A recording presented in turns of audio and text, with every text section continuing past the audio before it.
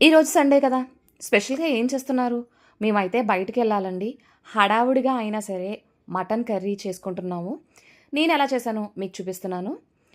ముందుగా స్టవ్ వెలిగించుకొని పాన్ పెట్టుకొని, అందులోనే ఆయిల్ వేసుకున్నాను. ఉల్లిపాయలు, పచ్చిమిరపకాయలు కట్ చేసుకొని వేసేసుకొని, ఒక 2 నిమిషాలు వేగనిచ్చానండి. అవి బాగా వేగిన తర్వాత అందులోని ముందుగా శుభ్రం చేసి పెట్టుకున్న మటన్ అయితే వేసుకున్నాను. దీన్ని రైస్‌లోకి, రోటీలోకి, చపాతీల్లోకి దేనిలోకైనా టేస్టీగా ఉంటుంది. 2 ఇన్ 1 రెసిపీ అనే చెప్పుకోవాలి. ముందుగా శుభ్రం చేసి పెట్టుకున్న మటన్ అయితే అందులో వేసేసుకొని ఒకసారి కలుపుకుందాం. చూడండి చాలా సింపుల్‌గా అయిపోతుంది. బ్యాచిలర్స్ అయినా సరే ఈజీగా చేసేసుకోవచ్చు ఈ రెసిపీని.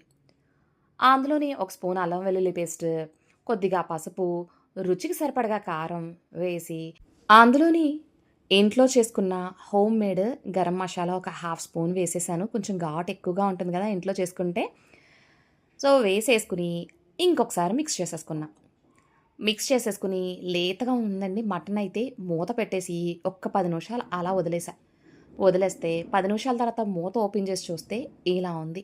మటన్ నుంచి వాటర్ అయితే బయటకొచ్చేసినియి చూసారా? మసాలా కూడా బాగా పడుతుందండి మనం ముందరే వేసేస్తే గనక. ఇప్పుడు ముక్కలు ములిగేదాకా వాటర్ అయితే పోసేసా. ఇంకొకసారి మిక్స్ చేసుకొని, మళ్ళీ మూత పెట్టేసి లో టు మీడియం ఫ్లేమ్ మీద ఒక 10 నిమిషాలు ఉడకనిద్దాము. 10 నిమిషాల తర్వాత ఓపెన్ చేసి చూస్తే ఇలా ఉంది. ఇప్పుడు ఒక్కసారి రుచి చూసుకోండి. మీరు ఇష్టమైతే గనక చికెన్ మసాలా యాడ్ చేసుకుంటే చాలా బావుంటుంది. నేనెప్పుడు చికెన్ మసాలా యాడ్ చేస్తాను. లాస్ట్‌లో అయితే ఆ టేస్ట్ అనేది భలే ఉంటుందండి.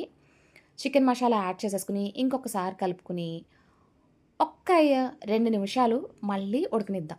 2 నిమిషాల తర్వాత మూత ఓపెన్ చేస్తే చూడండి గ్రేవీ కన్సిస్టీ అయితే ఇలా ఉంది. చక్కగా కుక్ అయిపోయిందండి. టేస్ట్ చూసాను. మసాలాలన్నీ కూడా కరెక్ట్‌గా సరిపోయినియి. నాకు కావాల్సిన గ్రేవీ కన్సిస్టెన్సీ కూడా వచ్చేసిందండి. ఇప్పుడు కొద్దిగా కొత్తిమీర వేసేసుకొని, ఇంకొకసారి కలిపేసుకొని, స్టవ్ ఆఫ్ చేసి సర్వ్ చేసుకోవడమేనండి. Sunday special mutton curry ready.